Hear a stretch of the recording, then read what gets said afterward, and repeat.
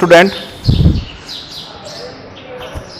कक्षा अष्टमी हमने पिछली वीडियो में कुछ गुणधर्मों के बारे में बात की थी।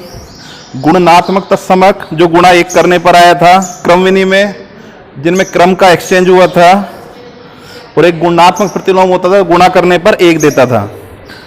तो अब क्वेश्चन नंबर 6 करना है अपन को, प्रश्नावली 1.1 का क्वेश्चन नंबर 6 जो है वो क्या कह रहा है? वो कह रहा है कि 6/13 को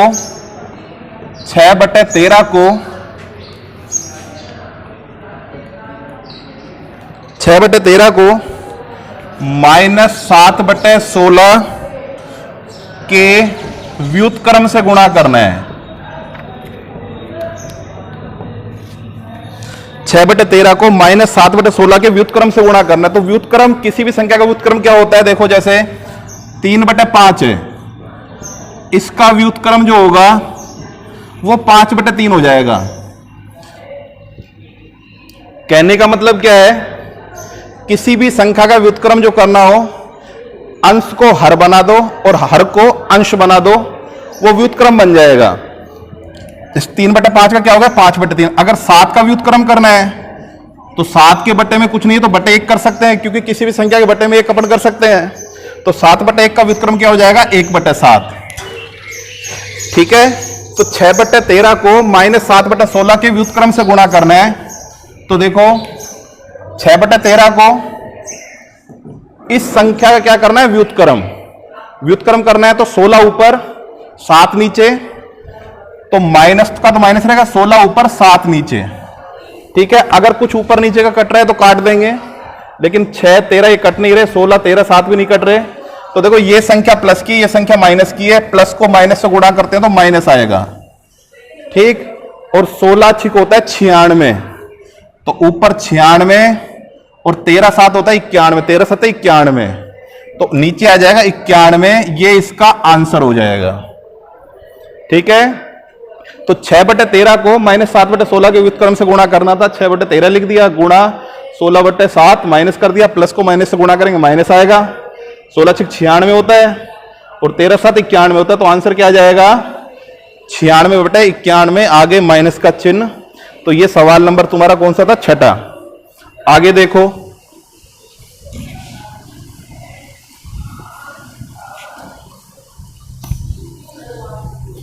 अगले सवाल में गुणधर्म बताना है। जैसे 1/3 गुणा 6 गुणा 4/3 को 1/3 गुणा 6 ब्रैकेट बंद गुणा 4/3। अब इसमें गुणधर्म बताना है, कौन सा गुणधर्म इसके अंदर लग रहा है। तो देखो, इनका तीनों को आपस में गुणा करो या इनका ऐसे गुणा करो, दोनों गुणनफल क्या आएंगे? समान आएंगे।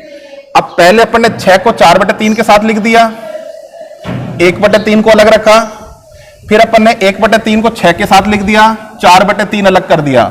या इसको ये भी कह सकते हैं, जैसे a गुणा b गुणा c ब्रैकेट, ये किसके बराबर होगा? ये बराबर होगा a गुणा b गुणा c।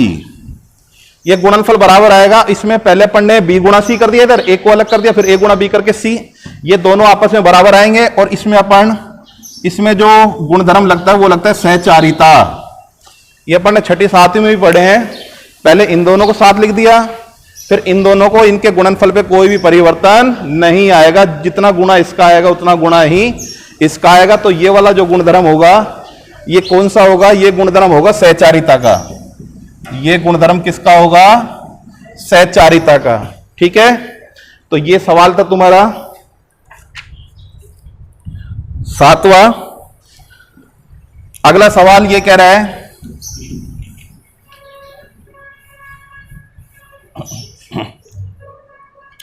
-1 सही 1/8 का गुणात्मक प्रतिलोम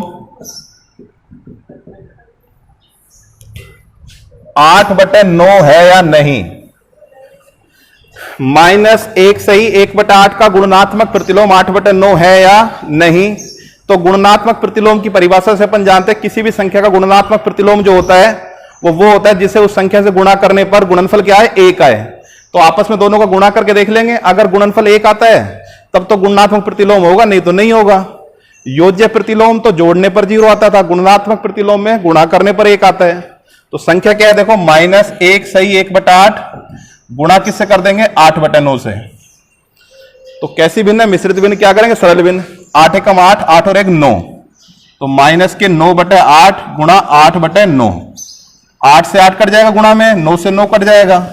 ये माइनस का, ये प्लस का, माइनस गुणा प्लस क्या होगा, माइनस। तो माइनस का 1 आएगा, जबकि गुणा करने पर क्या आना चाहिए, प्लस का 1। गुणा करने पर क्या आना चाहिए, प्लस का 1 आया, क्या -1। तो जीपी होगा, नहीं होगा, नहीं होगा। गुणात्मक प्रतिलोम नहीं होगा, क्योंकि गुणात्मक प्रतिलोम अपन जानते हैं गुणा करने पर उसमें 1 आता है, जबकि यहां पर क्या है, -1। तो क्लियर ये सवाल भी। और देखो